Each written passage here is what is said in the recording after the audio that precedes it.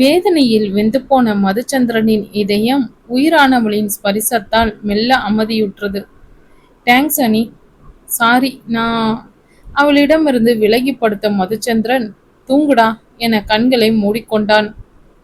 மனோகரிணி உறங்காது அவன் முகத்தையே பார்த்தபடி படுத்திருக்க, ஏதேதோ காட்சிகளை கற்பனையில் கண்ட மதுச்சந்திரன் முகத்தில் வலியின் சுவடு. கணவன் முகம் பிரதிபலிக்கும் வேதனையை கண்டு பரிதவித்த மனோகரிணி அவன் கேசத்தை மெல்ல வருடினாள். ஹனி, தூங்குங்க சந்தர்.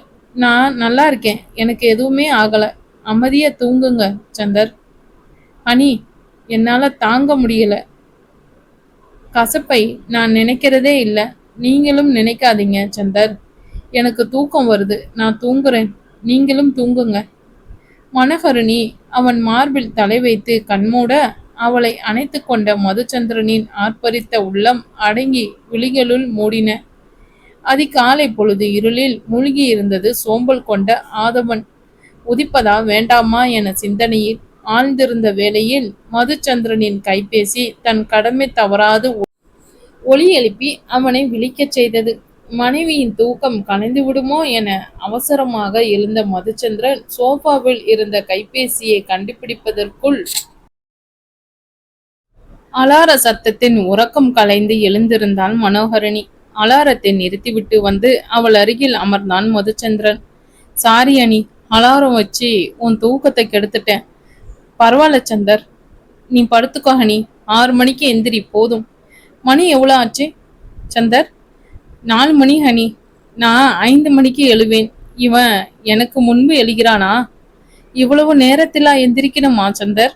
நைட்டு ரொம்ப லேட்டா வரீங்க. நம்ம தொழில் அப்படிடா, என்ன பண்றது? 6 மணில இருந்தே சாப்பிட்றதுக்கு வருவாங்க. நைட்டும் 11 மணி, அதுக்கு மேலேயும் வருவாங்க.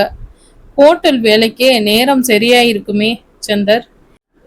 ஐஸ்கிரீம் பார்லர் எதுக்கு சந்தர்? ஹனி, நம்ம ஹோட்டல்ல நான் எதுவுமே செய்யல. முழுக்க முழுக்க என் அப்பா தாத்தாவோட உழைப்புல தான் அறுசுவை வளர்ந்துருக்கு. நான் என் உழைப்புல ஏதாவது செய்யணும்னு ஆசைப்பட்டேன் ஹனி. எனக்கு ஒரு அடையாளம் வேணும்னு நினைச்சேன். இன்னைக்கு நம்ம ஐஸ்கிரீம் பார்லரால எனக்கு ஒரு பேர் கிடைச்சிருக்கு. எனக்கு நிறைவா இருக்கு ஹனி. உடம்பையும் பார்த்துக்கங்க. தேங்க்ஸ்டா. நீ படுத்துக்கோ, நான் குளிச்சுட்டு வரேன். இல்ல சந்தர், சொன்னா கேட்கணும் செல்லம். அவளை படுக்கையில் மிருதுவாக சாய்த்து போத்திவிட்டு குளியல் அறைக்கு சென்றான் மதுச்சந்திரன்.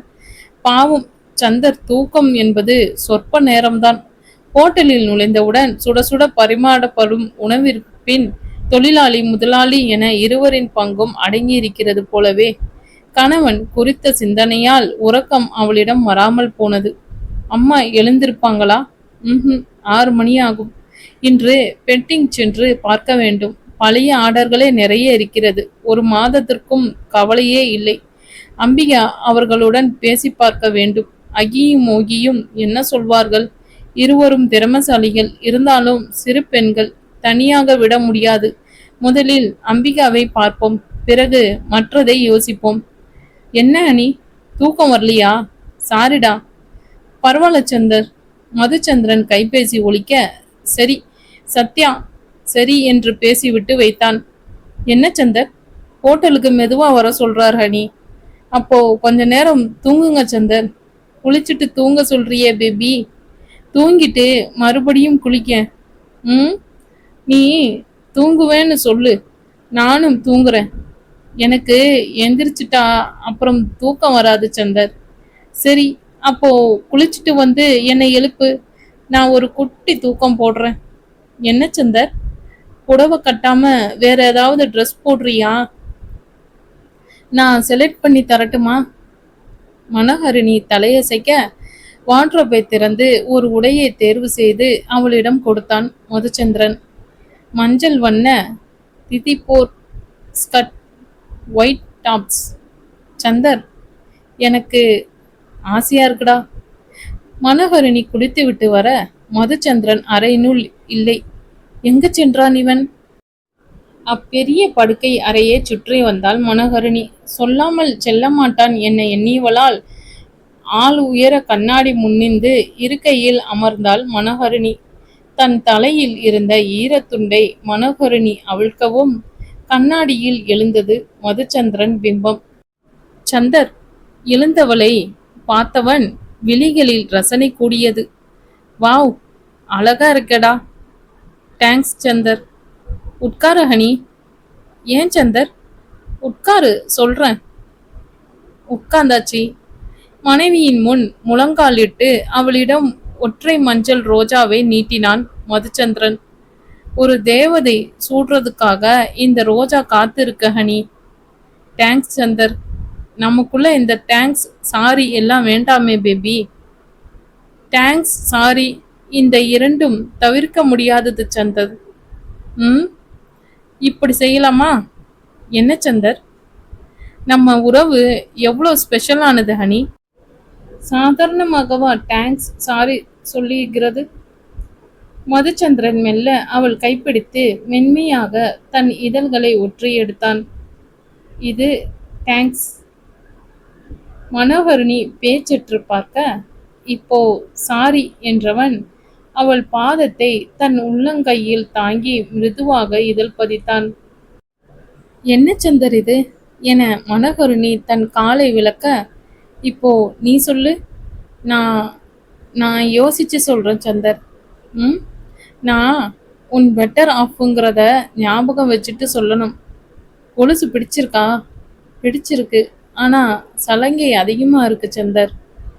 என் காதல் உன் காதலை ஒழிச்சுக்கிட்டே இருக்கத்தான் ஹனி. அவள் கொலுசில் இருந்த சலங்கைகளை தொட்டு விளையாடிய மதுச்சந்திரன் பார்வை அவள் வலது காலில் பதிந்தது. ஹனி, இது என்ன என ஸ்கர்ட்டின் கீழ் லேசாக தெரிந்த தழும்பை பார்த்து கேட்டான் மதுச்சந்திரன். ஒண்ணுமில்ல சந்தர். எப்படி அணி ஆச்சு? அடிபட்டுருச்சு சந்தர். ரொம்ப வலிக்குதா? தவிப்புடன் கேட்டவ இதழ்கள் அத்தழும்பை முத்தமிட்டு மீட்டன. எப்படி அணி? எப்படி அடிபட்டுச்சு அணி? என்கிட்ட சொல்லுடா ப்ளீஸ். சந்தர் பெல்ட்டில் அடிக்கும்போது. அணி. மதுச்சந்திரன் சிலை என உரைய மனோகரி எழுந்து ஜன்னல் அருகே சென்று திரை சிலகை விலகி ஜன்னல்களை திறந்து விட்டாள். தோட்டத்தில் தெரிந்த இருட்டு இருண்டு போ அவள் வாழ்க்கையே அவளுக்கு ஞாபகப்படுத்த கண்கள் இறுக மூடினாள். தன் அதிர்ச்சி கலைந்து மனைவியிடம் நெருங்க அவளை தன் மார்பில் சாய்த்து கொண்டான் மதுச்சந்திரன். சந்தர், சொல்லு குட்டி. தெய்வம் குடியிருந்த வீட்டுக்கு ஒரு அலங்கார பேய் வந்துச்சு சந்தர். அதை நான் விரட்டினேன். அதுக்கு கிடைச்ச பரிசுதான் இந்த தழும்பு. மனோகரணி கூறிய வார்த்தைகளுக்கு பொருள் மெல்ல மெல்ல புலப்பட அவள் வேதனையை தனக்குள் நிரப்பிக் கொள்பவன் போல் மனைவியை இறுக்க அணைத்து கொண்டான் மதுச்சந்திரன். நொடிகள் பல கடந்து செல்ல அவன் அணைப்பில் இருந்து விலகினாள் மனோகரணி. சாரி, காலையிலே உங்களை மூட் அவுட் பண்ணினேனா என்றால் வருத்தம் தோய்ந்த அவன் முகம் கண்டு. இல்ல இல்ல, நான் கிளம்புற ஹனி. அவள் முகம் பார்க்காமலேயே சொல்லிவிட்டு 10 நிமிடங்களில் தயாராகி வெளியேறினான் மதுச்சந்திரன். மதுச்சந்திரன் சென்றவுடன் சோஃபாவில் கண்மூடி அமர்ந்த மனோகரணியின் மனதில் கணவனின் வாடிய முகமே வந்து வந்து போனது. எனக்கு ஒரு வழி என்றால் உடனே வாடி விடுகிறான். நேற்றும் கூட வேதனை தாளாது உடைந்து போனேனே. நான் சொல்லியிருக்க கூடாது. இனி ஒரு முறை என்னால் சந்திரனின் முகம் வாடக்கூடாது. புன்னகைத்த அவன் முகம் வாட இந்த உடை அல்லவா காரணம். எழுந்து மடமடவென்று வேறு உடைக்கு மாறினாள் மனோகரணி. அதன் பிறகே சிறிது அமைதி கொண்டாள். ஐயோ, சந்தர் எதுவும் சாப்பிட்டது போல் தெரியவில்லையே. இந்த நேரத்தில் சாப்பிடவும் முடியாது. ஜூஸ் எதுவும் குடிப்பானா? என்னால் வெறும் வயிற்றோடு சென்று விட்டான். இந்நேரம் ஹோட்டலுக்கு சென்றிருப்பான். அழைத்து பேசுவோமா? மதுச்சந்திரன் பரிசளித்த கைபேசியை எடுத்து அவனை அழைத்தாள் மனோகரிணி. என்ன இது, சார்ஜ் இல்லையா? இல்ல இவனே அணைத்து வைத்திருக்கிறானா? சிறிது நேரம் கழித்து அழைத்து பார்ப்போம். அமைதியற்ற மனதோடு சோஃபாவில் அமர்ந்த மனோகரிணி கையில் இருந்த கைபேசியை பார்த்தாள். அதை ஆராய்ந்து பார்க்க அவள் உள்ளம் ஆர்வம் கொண்டது. ஒவ்வொன்றாய் நகர்த்தி பார்த்து கொண்டே வந்தவளின் கரம் பாடலில் வந்து நின்றது. என்ன பாடலை ரசித்து கேட்டே பல காலம் ஆகிவிட்டது. உயிரே உயிரே வந்து என்னோடு கலந்து விடு. கைபேசியில் ஒலித்த பாடல் அவள் செவிப்பறையில் மோதாமல் இதே அறையில் மோதியது. மனோகரனின் விழிகளில் மதுச்சந்திரன் முகம் எழுந்தது. 6 வருடங்கள் 6 வருடங்களாக என்னை காதலிக்கிறானா? சந்தர், சந்தர், நீங்களும் இந்த காதல் போலதான் 6 வருடங்களாக தவித்து கொண்டிருக்கிறீர்களா? மதுச்சந்திரன் தவிப்பை அப்பாடல் பிரதிபலிப்பதாக நினைத்து பாடலை தொடர்ந்து கேட்காமல் நிறுத்தினாள் மனோகரணி. அறையினுள் வெளிச்சம் பரவியிருப்பதைக் கண்டு அவசரமாக கீழிறங்கி சென்றாள்.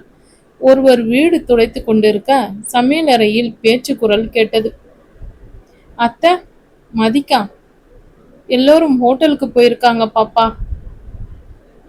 மது, அது தூங்குது பாப்பா, 6 மணிக்கு தான் எந்திரிக்கும். சரி பர்வதம்மா, நான் தோட்டத்துல இருக்கேன், காப்பி எடுத்துக்க பாப்பா. மனோகரணி காப்பி கோப்பையோடு சென்று மல்லிக்கொடி அருகில் அமர்ந்தாள். பாவம் பர்வதம்மா என சில நொடிகள் பரிதாபப்பட்டாள். பெண் குழந்தை பிறந்தால் புகுந்த வீட்டினரால் வீதிக்கு விரட்டப்பட்டவர் பர்வதம்.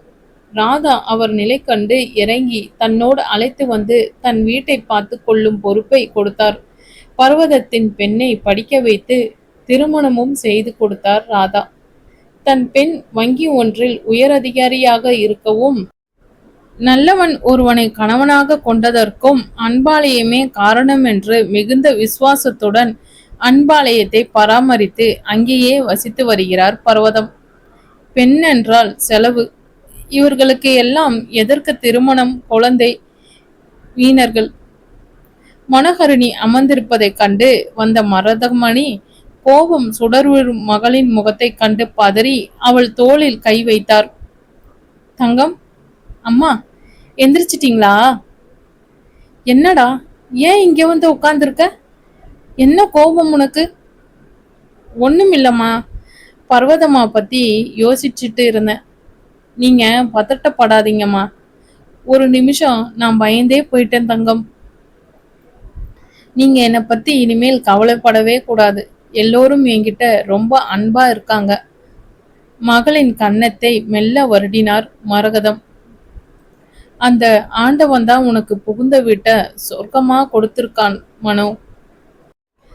மரகதமணி உள்ளம் தன்னால் எத்தனை நரக வேதனையை அனுபவித்து விட்டாள் என கதறியது. தாய்முகம் காட்டும் வழியைக் கண்டு அவர் உள்ளத்தை அறிந்த மனோகரணி அவர் மடியில் சாய்ந்து கொண்டாள். தங்கம், என்ன இது? எந்திரி. மனோ சிறு வயது முதலே இப்படித்தான், என் மடியில படுத்துக்கொள்ள வேண்டும் என்று அடம்பிடிப்பாள். நீங்க என்ன சரியாவே கவனிக்கிறது இல்லையேம்மா. என்ன மனோ சொல்ற? என்ன நல்லா பார்த்து சொல்லுங்க என எழுந்து அமர்ந்தாள் மனோகரணி. எனக்கு எதுவும் தெரியலையேடா.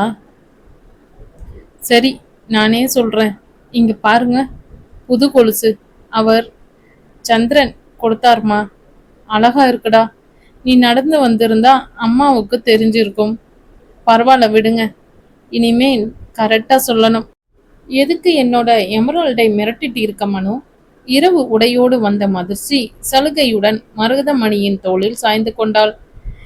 எமரால்ட், எனக்கு சூடா ஒரு கப் காப்பி. பிரஷ் பண்ணியா மது? என்ன நீ உன் மாமியார் மாதிரியே கேட்குற? பிரஷ் பண்ணிட்டேன் மனு. அப்பதான் காப்பி கிடைக்கும்.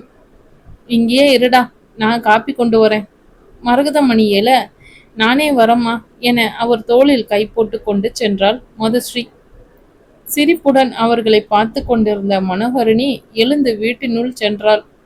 மதுஸ்ரீ கல்லூரிக்கு கிளம்பி செல்லும் வரை அவளுடனே சுற்றி கொண்டு இருந்தாள் மனோகரணி. அறுசுவை உணவகம் நேரம் 11ஐ தாண்டியிருந்தது. என்ன, உங்க தோஸ் போன் எடுத்தாரா இல்லையா? நான் இன்னும் எவ்வளவு நேரம்தான் பொய் சொல்லிக்கிட்டு சமாளிப்பேன்? சத்யா, சந்திரன் எங்கே எங்கேன்னு அப்பாவும் அம்மாவும் மாத்தி மாத்தி கேக்குறாங்க. என்னால இதுக்கு மேல சமாளிக்க முடியாது. என்ன சத்யா, என்ன யோசிச்சுட்டு இருக்கீங்க?